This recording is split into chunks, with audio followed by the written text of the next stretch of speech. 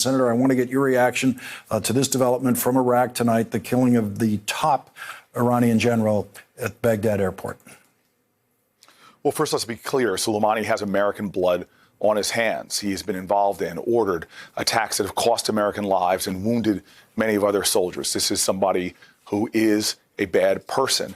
But we also have to look at the larger strategic situation in that area. We have a president who has had really a failure in his Iranian policy, who's had no larger strategic plan and has made that region less stable and less safe, not only for Americans, but for other countries, whether it's our ally Israel, whether it's the fact that Hezbollah has a now better armed, and in fact, Syria now has become a superhighway for arming those terrorists, whether it's a situation in the Gulf, whether it's a situation in Yemen and more. And so this is something that facts are still unfolding. We have a lot more to have to understand whether this met the standards for the authorization of military force. What was the involvement with Iraqis in terms of their strategic objectives?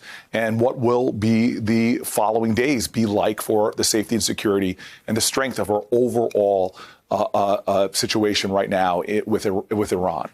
If the Iran nuclear deal negotiated by President Obama and Ambassador Wendy Sherman, John Kerry, if that had held in place, if President Trump had not tampered with it, where would we be tonight? Well, first of all, understand the president's America First policy is really America, isolated America alone. We turned our backs and having standing firmly with our allies in a strategy with Iran. And we pulled out of that deal. And now Iran has been doing more things to disable that region, as well as now violating the original plans of the original part of that deal by heading more quickly towards a nuclear weapon. So clearly, that was a bad decision and has destabilized the region and has alienated us more so from critical allies we would need in a diplomatic fashion to reduce tensions in that area. And this, again, goes to the fact that this president has no larger strategic plan for that area, has destabilized it, made it less safe, and made it a lot harder for us, frankly, to come to diplomatic conclusions that won't necessitate what it seems like he's going towards is more and more military conflict. Now, if the Iran nuclear deal had stayed in place and we never got to this point, which may be the case, this wouldn't come up. But it is now in front of us as a presidential decision. And I want to put the presidential decision to you. And it's in the second sentence, actually, of the Defense Department's statement tonight. They said this: General Soleimani was actively developing plans to attack American diplomats and service members in Iraq and throughout the region.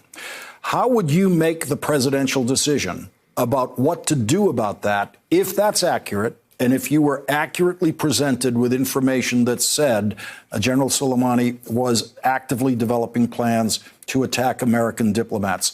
What would you need to make a presidential decision about what to do here, and what would that decision be? Let's have no unclarity about this. Let's be resolute and clear. If there are imminent attacks on the United States of America, the President of the United States has an obligation to defend this nation, whether it's here at home or our troops abroad. And so, again, these are statements coming from the Trump White House. There's a lot more facts that have to come out to see if indeed this president, who already has done things that have undermined what people on both sides of the political aisle in the Senate have said, do not constitute an authorization for the use of military force. Again, our involvement in Yemen, bipartisan rebuke of that. Again, his attacks on the Assad regime. There were many of us in the Senate that said very clearly that did not amount to having an authorization of the use of military force.